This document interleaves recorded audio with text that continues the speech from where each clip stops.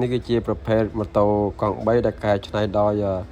កូនខ្មែរបាទកែច្នៃដោយខ្ញុំបាទជាអ្នកក្រេ5បាទឥឡូវនេះគឺរួចរាល់ហើយបាទគឺយើងកំពុងតែបើកសាកល្បងបើកទៅមុខនៅយ៉ាថយក្រោយបាទឲ្យបងប្អូនមើលបាទដោយសារមិនសិនមិញបរោះទៅគឺមានបងប្អូនគ្រប់ត្រច្រើនមែនតើណាមានបងសៀច្រើនមែនតើ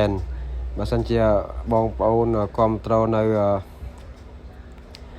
លំកកែច្នៃនៅសិប្បកម្មយើងខ្ញុំដូចជាបងប្អូនបានចូលរួមចំណែកនៅក្នុងការបង្កើតការងារឲ្យកូនខ្មែរយើងអញ្ចឹងបាននេះ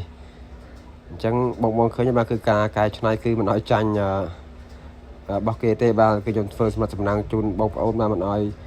បងយើងគាត់ខំកំងខំទិញគាត់ខកចិត្តទេបាទធានាជូនមកប្រើកាត់បាទឲ្យស្អាតទៀតបាទមិនឲ្យចាញ់របស់គេទេអញ្ចឹងសង្ឃឹមថាពុកម៉ែបងប្អូននៅតែបន្តការគ្រប់គ្រងនៅការច្នៃដូចជាម៉ូតូកង់3ជុំវិការនិងម៉ូតូកង់3សម្រាប់ដឹកអវ៉ាន់បាននៅទីតាំងសិប្បកម្មយើងខ្ញុំ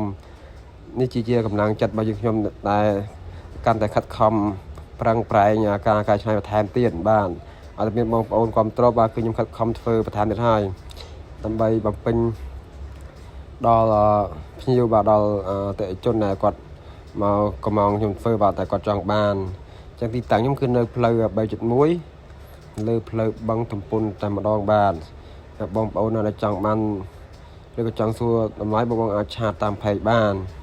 នេះគឺជាបែបសន្យាបាទគឺយើងដាក់សន្យាបែបយ៉ាថយក្រោយបាទយើងប្រើជាពងកាឡេយើងអាចដឹកអវ៉ាន់បានចាប់ពី700-800គីឡូចុះក្រោមមកនេះគឺជាខ្នាតតូចគាត់កំងខ្ញុំធ្វើខាងសៀមរាបបាទនេះបងអាចទៅតាម Facebook page បានគឺស្អាតបាទល្មើបាទមិនឲ្យចាញ់